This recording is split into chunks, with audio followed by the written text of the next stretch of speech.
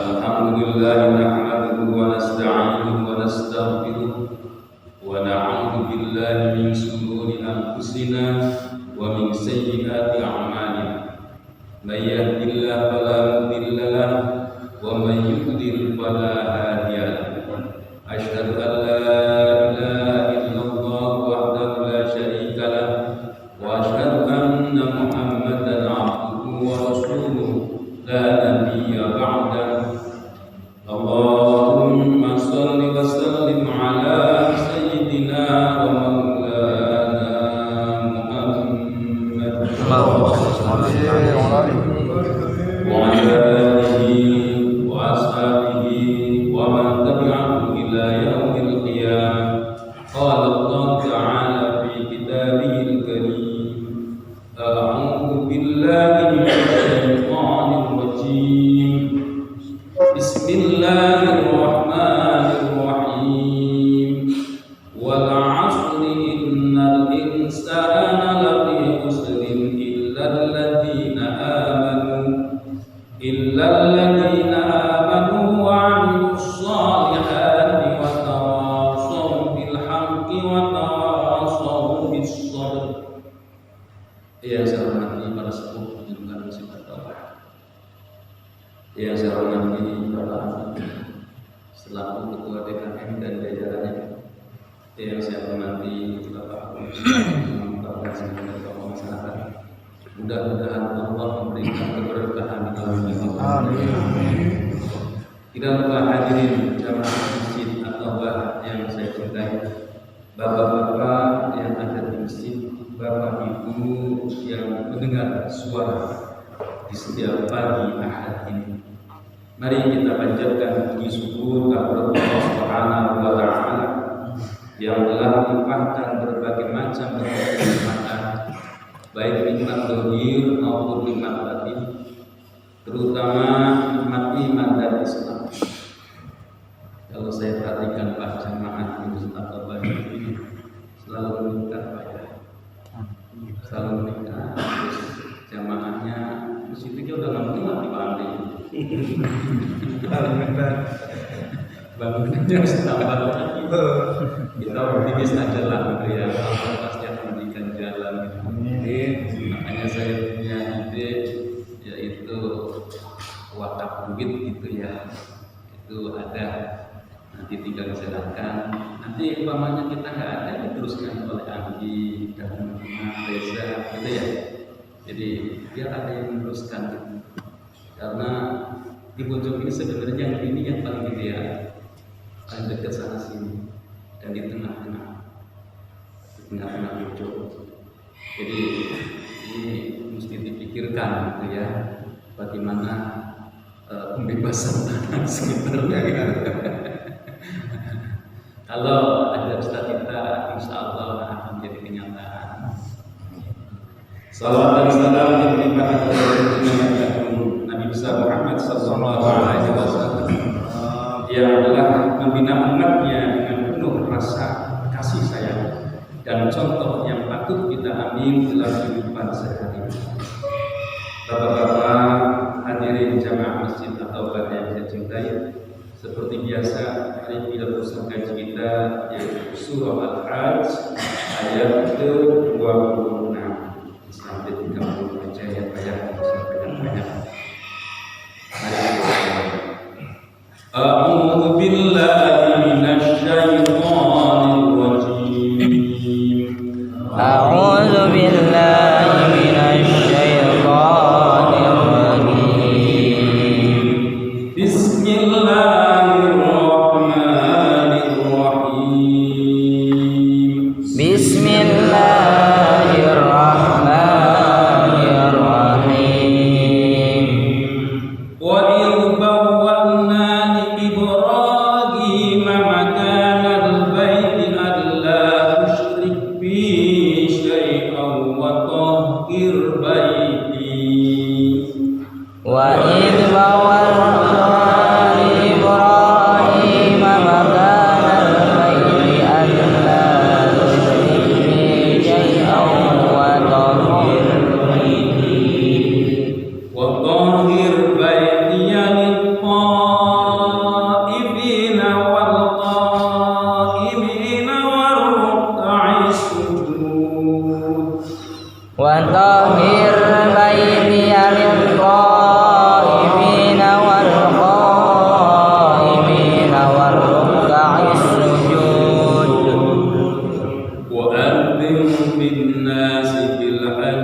يأتوك رجالا وعلى كل ضامر يأتين من كل فج عميق وأذن بالناس بالحج يأتوك رجالا وعلى كل ضامر يأتين من كل فج عميق ليشهدوا منافع لهم ويذكروا اسم الله في أيام معلومات ليشهدوا منافع لهم ويذكروا اسم الله في أيام معلومات في أيام معلومات على ما رزقهم من بهيمة الأنعام في آيات على ما رزقهم من بهيمة الأنعام وكلوا منها وأطعموا البائس الفقير فكلوا منها وأطعموا البائس الفقير ثم ليقضوا تفثهم وليوفوا نذورهم وليطوفوا بالبيت العتيق ثم ليقضوا تفثهم وليوفوا نذورهم وليطوفوا بالبيت العتيق ذلك ومن يعظم حرمات الله فهو خير له عند ربه ذلك ومن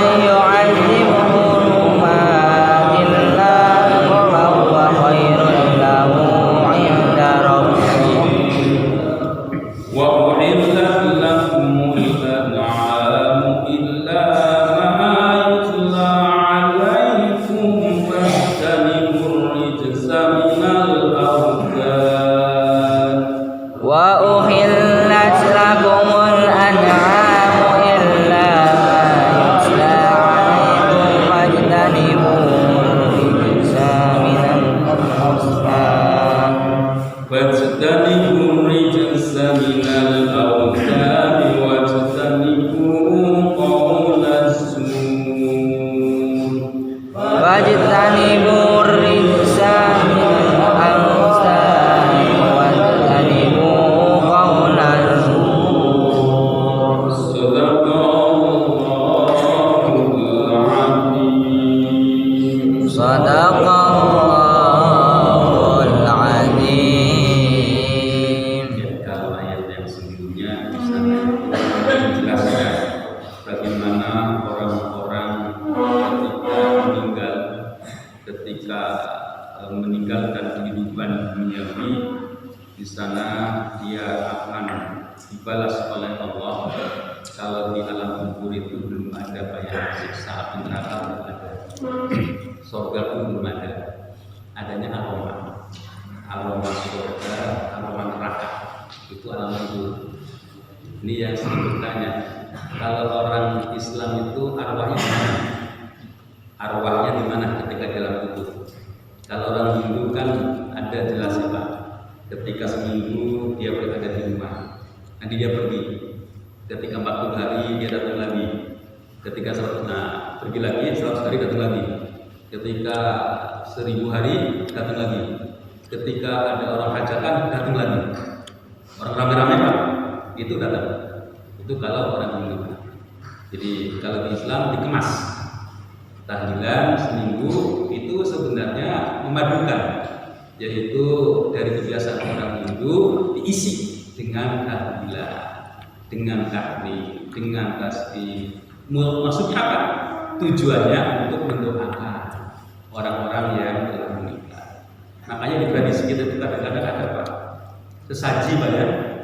Sesaji itu tujuannya untuk menghormati leluhur kita yang datang kalau hajatan itu ya, itu kan ada ya diiring atau di penampan gitu ya, ada kopi, ada liong, nah yang kayak gitu-gitu jangan lagi ya dibuang gitu, jangan lagi ya. Kalau tahlilan itu memang diadopsi oleh para alim ulama, oleh para mubali yang berdakwah, oh ini harus diisi dengan yang lain.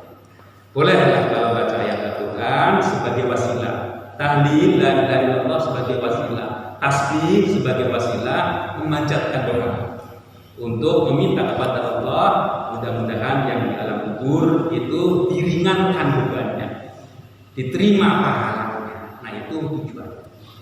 Kalau rohnya di mana? Roh ternyata ini tentang hadis sebenarnya Pak. Roh itu kalau orang-orang yang ditempatkan tempat yang mulia disebutnya ilmiyin, yaitu para nabi, para syuhada, sholihin, itu langsung tempat yang mulia, di tempat yang agung. Kalau orang-orang yang syahid, makanya awal di beberapa pertemuan yang lalu, orang yang memberi syafaat itu adalah orang yang bebas tanpa hisab. Nah itu memperoleh diberikan syafaat, memberikan syafaat tanpa hisab. Ya bagaimana kalau kita dengan ada hisab memberikan syafaat, kan nggak mungkin. Makanya para nabi yang bisa memberikan syafaat, para syuhada yang bisa memberikan syafaat. Ya, jadi yang diberikan syafaat siapa? Ya bukan sembarangan orang. Yang kayak kita apa ya, modalnya ada tapi kurang dikit gitu. Nah, karena kurang dikit diberikan syafaat. Kalau orang nggak pernah ke masjid, nggak pernah sholat, minta syafaat dari Nabi, jauh gitu. Jadi syafaat itu sifatnya nolong, kurang dikit gitu. Ada yang kurang, akan ditambah dengan syafaat. Nah ini. Nah, perlu diketahui, ternyata orang syahid, orang yang meninggal dalam keadaan syahid, itu rohnya, mestinya di tempat yang iliyin, di tempat yang mulia, ada rohnya itu tahan. Karena apa? Karena ada urusan duniawi. Jadi mamanya dia sebenarnya syahid, tetapi ada urusan hubungan dengan sesama manusia, hutang piutang. Ya. Kalau ada hutang piutang, makanya ditunaikan. Makanya Nabi itu mewanti-wanti ketika Nabi datang kepada orang yang meninggal, terus ditanyakan, ini si mayat punya hutang enggak? Enggak punya hutang ya Rasul, langsung sholatkan. Kalau ditanya, ini si mayat punya hutang enggak? Punya ya Rasul. Dengan siapa? Dipanggil. Mau dibebaskan enggak? Ah, siapa yang tanggung jawab? Nah, biasanya ahli warisnya. Kalau sudah ada yang tanggung jawab, baru Rasul menyolatkan. Nah, ini kalau sudah ada orang meninggal, jual beli, terus hak-hak orang yang beli kok belum dikasih, cepat-cepat dikasih. Nah, nanti tertahan. Apalagi seperti kita, para syuhada aja, itu rohnya ditahan. Kan kalau syuhada dengan kita beda. Kita masuk surga, tapi bertahan, ada hisab. Kita menuju surga, Pak. Kalau orang syahid enggak. Kalau orang syahid itu surganya yang datang, yang jemput. Beda kan namanya? Kalau kayak gini mengharapkan perang. Jangan ada beda. Ada PKI, kita perang gitu. Ya enggak, jangan. Itu apa itu penyelesaian terakhir itu perang. Tapi jangan, karena banyak yang ya, jadi orang-orang yang berada di surga, orang-orang yang surga sudah diberi gambaran di sana, memberikan seterusnya. Nah, kalau orang itu banyak dosanya, nah itu tempatnya jauh dari tempat yang mulia. Hubud dunia, orang yang cinta dengan dunia. Arti hubud dunia itu begini Pak, lebih cenderung kepada dunia gitu. Ya kan kalau cinta itu kan memposisikan sesuatu lebih. Nah itu cinta. Ya kalau kita itu punya harta terus dikasihkan untuk keluarga, enggak termasuk hukumnya. Karena itu diperintahkan oleh agama untuk menghidupi istri, untuk menghidupi anak, untuk menghidupi kita. Nah kan kalau menurut saya laki-laki manfaatnya ya Pak ya, nafkah diniatkan karena Allah, simpanan Pak di akhirat nanti. Nah ini nggak usah khawatir Pak ya, tiap hari jalan, tiap hari muter, tiap hari cari nafkah, terus tidak pegang, jangan khawatir. Itulah simpanan yang sebenarnya. Ya, jadi makanya wajar kalau Allah nyatakan bahwa orang-orang yang dalam surga itu di sana diberikan perhiasan yang di dunia itu tidak diberikan. Ya, yang tidak di dunia tidak diberikan. Seperti apa? Perhiasan emas, perak, terus apa itu mutiara, terus ini apa itu ya sutra. Nah itu digambarkan seperti ini. Nah itulah ayat yang sebelumnya. Kita teruskan. Wa idh bawwa'na li Ibrahim makanal baiti alla tusyrik bi syai'an. Wa idh bawwa'na, ketika aku tempatkan li Ibrahim kepada Nabi Ibrahim makanal baiti, pada tempat rumah, alla tusyrik bi, untuk tidak berbuat syirik kepada syai'an, dengan sesuatu. Wa tahhir, dan bersihkanlah baitiya lit-thaifin, rumahku lit-thaifin, bagi orang-orang yang bertawaf, wal qaimin, dan orang-orang yang berdiri, war ruk'i sujud, war ruk'i, dan ruku, wa sujud, dan sujud. Ya, jadi kalau kita lihat Ka'bah itu kapan sih dibangunnya? Apakah ketika Nabi Ibrahim? Tidak, Pak, ternyata. Bahkan ketika Nabi Nuh alaihissalam itu ada air bah. Nah di sana kan Nabi Nuh memerintah. Yang pertama gagap ya Pak ya. Gagap, datang ke sana coba lihat Ka'bah, keadaannya bagaimana? Nah gagap nggak sampai ke sana, banyak bangkai dia makan. Maka dinyatakan oleh Nabi Nuh, hitamlah kau badannya, hitam semua. Nah terus kalau merpati dia nurut, datang ke sana, terus datang lagi kepada Nabi Nuh. Ya Nuh, Ka'bah dalam keadaan nggak ada masalah. Bahkan di sana dia doakan, kakimu karena menginjak sekitar Ka'bah maka menjadi kemerah-merahan. Dan didoakan engkau akan disukai oleh manusia. Dan benar. Dan di dalam sejarah merpati itu kan simbol pos ya Pak ya. Nah itu dulu untuk membawa berita. Jadi dulu itu foto wartawan Pak ya, di tempat hutan.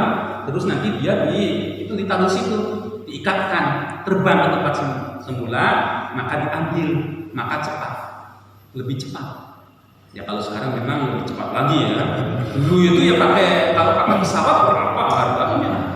Makanya pakai merpati. Makanya merpati sebagai simbol pos. Nah itu akan disukai oleh manusia. Jadi ketika Nabi Nuh alaihissalam itu sudah ada Ka'bah. Bahkan dalam satu riwayat, cuma riwayat ini kurang kuat ya. Jadi ketika Nabi Adam itu sudah bertawaf. Cuma ada beberapa penjelasan, mudah-mudahan memperoleh pahala dari dari pembelajaran, dari peribadatan seperti orang-orang yang melaksanakan haji. Ya, jadi Ka'bah itu dibangun lagi, yaitu ketika Nabi Ibrahim alaihissalam bersama Ismail. Bersama Ismail pun ketika istri yang kedua. Ini juga pernah disampaikan ya Pak ya. Ketika Nabi Ibrahim itu kan orangnya hebat Pak. Dari Palestina ya, itu sering datang ke Makkah berapa kilo, beberapa kali. Walaupun sudah aki-aki ya, itu sering menjenguk anaknya Ismail. Nah, ketika datang di awal, itu istrinya judesnya luar biasa Pak.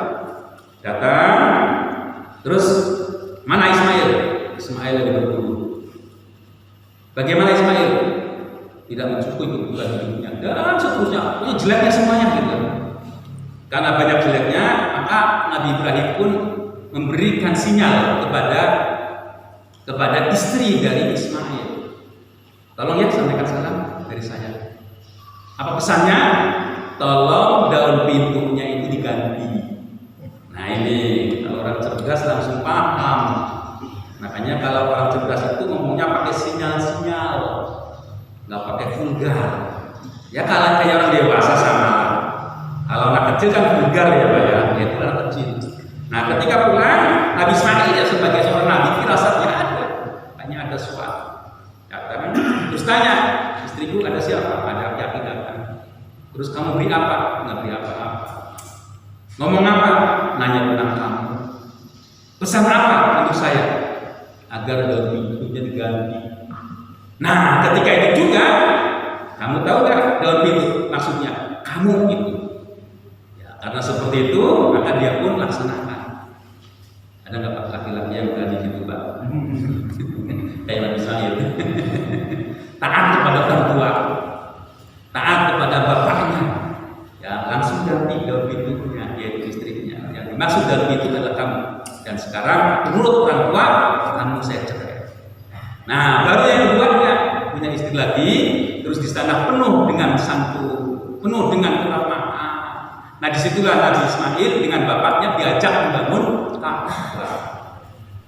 Ka'bah dibangun oleh Nabi Ismail dengan ayahnya. Nah, disitulah setelah rampung, Nabi Ismail itu disuruh untuk berseru kepada umat manusia. Hai manusia, datanglah ke sini. Inilah tempat yang mulia, tempat yang agung, tempat yang sudah dijadikan oleh Allah sebagai kiblat. Ya, makanya orang yang haji itu sebenarnya adalah panggilan, gitu ya, panggilan dari Allah melalui Nabi Ibrahim alaihissalam. Nah ini, jadi panggilan Nabi Ibrahim itulah setelah membangun Ka'bah. Ya, jadi inilah Nabi Ibrahim alaihissalam dipesankan ketika akan tempatkan Ibrahim pada tempat yang mulia ini berupa rumah, Allah tusyrik bi syai'an. Janganlah engkau berbuat syirik. Ya, jangan berbuat syirik. Di sini suruh mengesahkan Allah. Kalau kita lihat sejarah, asalnya kita itu umat Islam, kiblatnya itu ke Baitul Maqdis. Asalnya. Cuma orang Yahudi itu suka buat ulah. Bilangnya apa? Tuh, Muhammad kiblatnya ke Baitul Maqdis. Tujuannya apa? Mencari simpati terhadap orang-orang yang bilangnya seperti itu. Terus-terusan. Karena seperti itu, maka Nabi Muhammad SAW itu meminta kepada Allah, ya Allah, ya Rabbi, aku lebih cenderung kepada Ka'bah. Karena Ka'bah ini yang lebih awal dibangun. Tidak hanya ketika Nabi Ibrahim, tapi zaman Nabi Nuh itu sudah ada. Ketika air bah itu ada, nah di sana sudah ada. Maka ketika itulah diizinkan oleh Allah, ya sudahlah kamu itu berkiblat kepada Ka'bah. Berkiblat kepada Ka'bah ketika berada di Madinah. Dan sholat yang pertama menghadap Ka'bah itu sholat asar. Sholat asar. Jadi ketika subuh, duhur itu menghadap Baitul Maqdis, ketika asar langsung dipalingkan. Hai Muhammad, sekarang kau palingkan ke arah. Nah, inilah Ka'bah, itulah sebagai kiblatnya bagi orang Islam.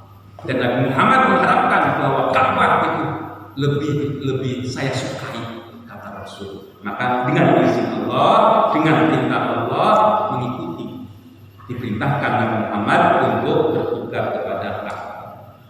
Batahir baitiyal muqarrabin, sucikanlah rumahku ini untuk siapa? Asalnya ya Pak ya. Asalnya itu Ka'bah itu untuk tawaf, untuk sholat. Tawaf ini juga sudah ada bukti. Ketika Nabi Muhammad SAW berada di Makkah, di sana itu banyak orang-orang Madinah, orang Yasrib yang berkunjung ke Makkah untuk melaksanakan ibadah haji.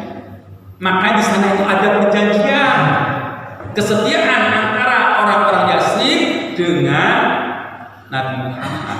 Diminta agar Nabi Muhammad itu berhijrah ke Madinah. Ada perjanjiannya itu sampai 2 tahun. Akhirnya Nabi Muhammad belum jalan. Perlu diketahui para nabi tidak akan jalan sebelum diperintah oleh Allah. Ya, jadi di sini ada penyebab hijrahnya itu ada 3 faktor. Yang pertama secara real yaitu permintaan dari orang Yasrib. Yang kedua keadaan dakwah di Makkah itu tidak maksimal. Yang ketiga yaitu perintah dari Allah. Inilah yang pokok. Kalau para nabi kok berjalan tanpa perintah dari Allah itu bahaya. Mohon maaf ya. Mungkin Nabi Yunus ini hanya sebagai pembelajaran kita aja. Ketika Nabi Yunus berdakwah kepada kaumnya, terus dia itu ada rasa manusiawinya, yaitu asa, putus asa. Maka dia meninggalkan. Ketika meninggalkan, dia itu dijeburkan di lautan. Nah, di situ diselamatkan oleh ikan yang besar, kemudian dimuntahkan. Nah, itu pembelajaran bagi kita.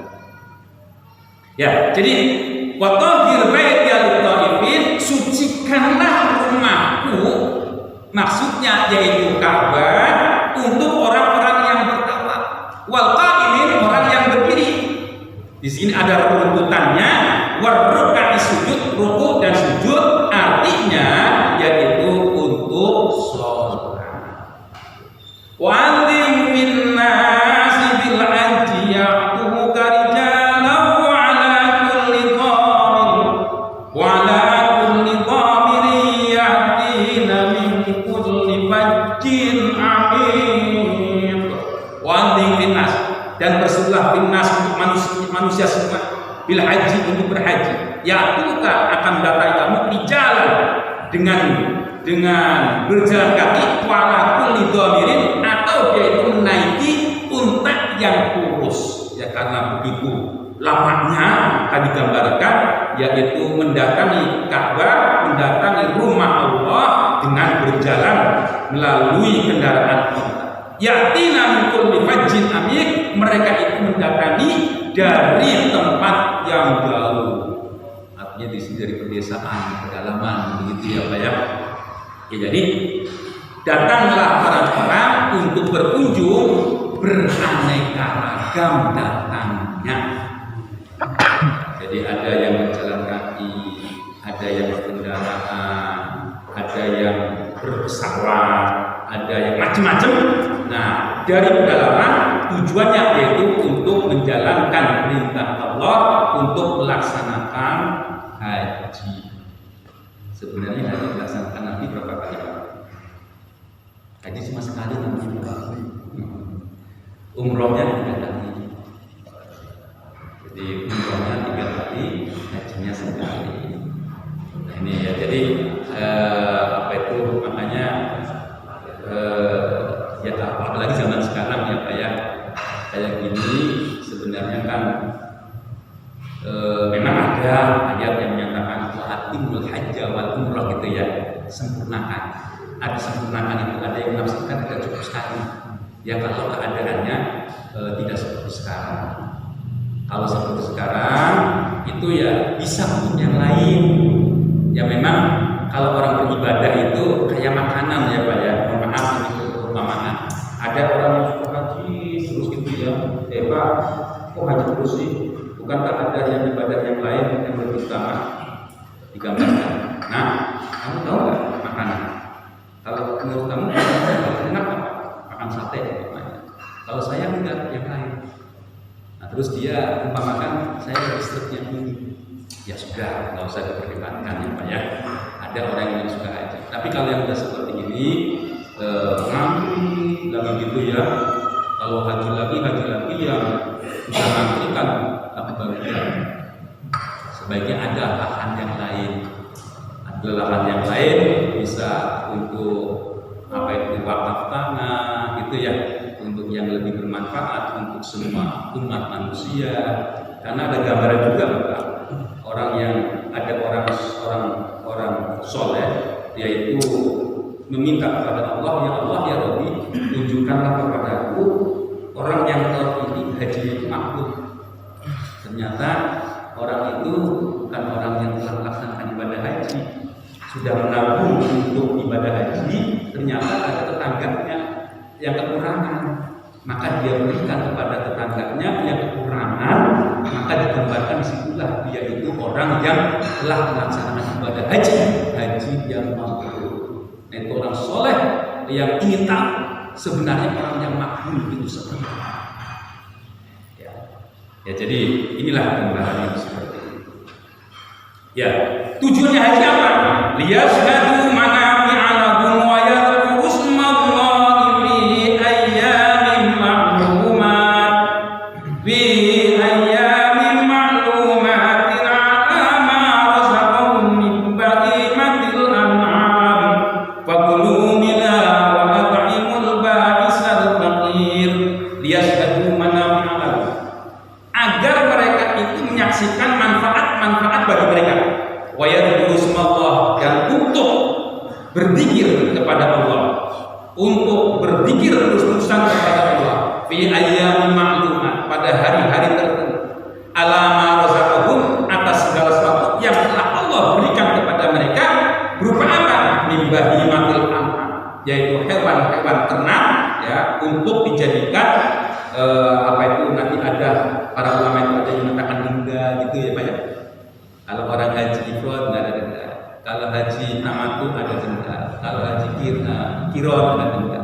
Jadi di sana ada gambaran seperti itu untuk itu. Fakulu, maka makanlah minha darinya, wa atimul ba'isal fakir, dan berikanlah makanan itu kepada orang yang kekurangan.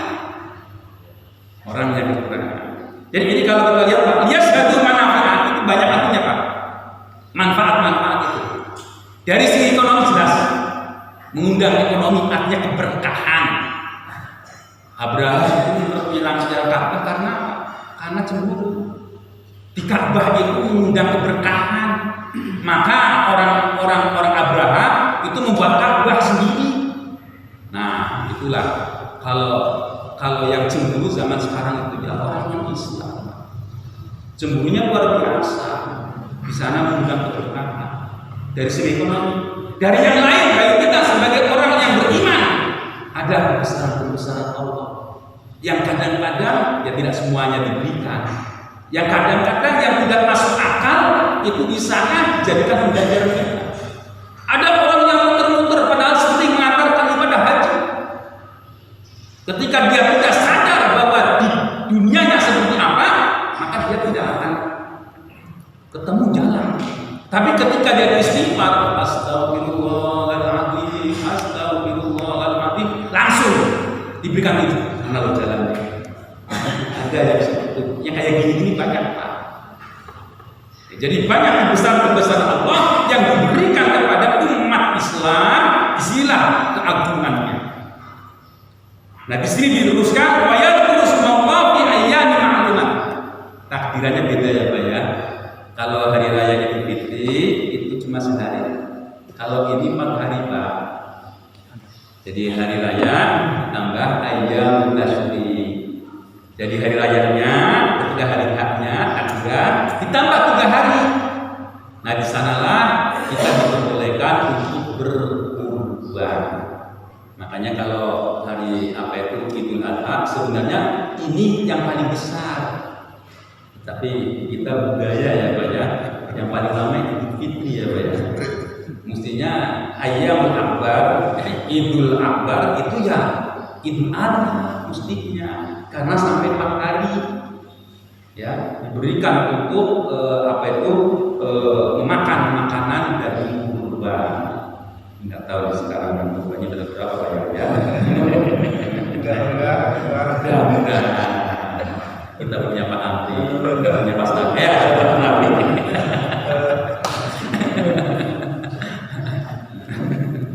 Pak Amri tugasnya ini, kemarin Pak Nabi, Kabrik lah Pak Nabi, Pak Nabi. Diteruskan, summal yaqtu tafasakum wal yuqunu turahum wal yuqunu turahum wal yatawafu bil anfasahum kotor-kotor mereka. Wal yu'u dan menghilal nuzurahum yaitu nadar-nadar mereka. Wal yatawafu dan bertawaf bil baitil atiq yaitu di rumah yang tua. Maksudnya adalah Ka'bah. Ya, jadi ketika orang itu haji itu udah tahallul ya Pak ya. Yang umroh haji awal gitu ya. Di sana ada tahallul, haji urip. Nah, ini yang enak. Tahallul itu simbol Pak. Simbol membersihkan rambut, cukur, itu artinya bersihkan keseluruhannya. Jadi sempurnakan. Jadi kotoran-kotorannya itu disuruh disempurnakan. Dzalika may wa may yu'azzimu hurumatillah. Dzalika wa may yu'azzimu hurumatillah fa huwa khairul lahu 'inda rabbih wa uhillat lakumul an'am illa ma yutla 'alaikum fastanibur rijsa minal awthani wastanibu qawlas zur. Dzalika yang seperti itu wa may yu'azzim hurumatillah, siapa yang menghormati yang mengagungkan kehormatan Allah fa huwa khairul lahu, maka itulah orang yang terbaik baginya inda rabbi di sisi Allah. Syukur itu sebagai rentetan pelaksanaan ibadah haji dan umrah itu termasuk menghormati. Jadi suatu keharusan. Dan bisa dihalalkan awilat lakumul an'am dan dihalalkan bagi mereka yaitu hewan ternak illa ma yutla alaihim, kecuali apa-apa yang telah ditetapkan keharamannya. Fajtanibu maka jauhilah ar-rijsa minal awsan, yaitu kotoran-kotoran minal awsan dari berhala. Wajtanibu qaulaz zur dan jauhi juga ucapan-ucapan dusta. Ya, jadi orang haji itu nggak boleh ngomong sembarangan. Hati-hati, apalagi ngomong sembarangan. Sama istri aja nggak boleh berkotor-kotoran, nggak boleh ketak-ketakan. Apalagi yang sudah berbulan seperti itu kok kemarahannya masih ada, berantem. Makanya diwanti-wanti oleh Allah. Karena begitu banyaknya umat Islam yang kumpul harus penuh dengan kesadaran hanya Allah lah yang diagungkan. Jangan sampai ucap yang tidak. Nah inilah yang dapat saya sampaikan di pagi hari ini. Sudah barang itu yang benar datangnya dari Allah, yang salah dari saya semata. Mohon maaf wabillahi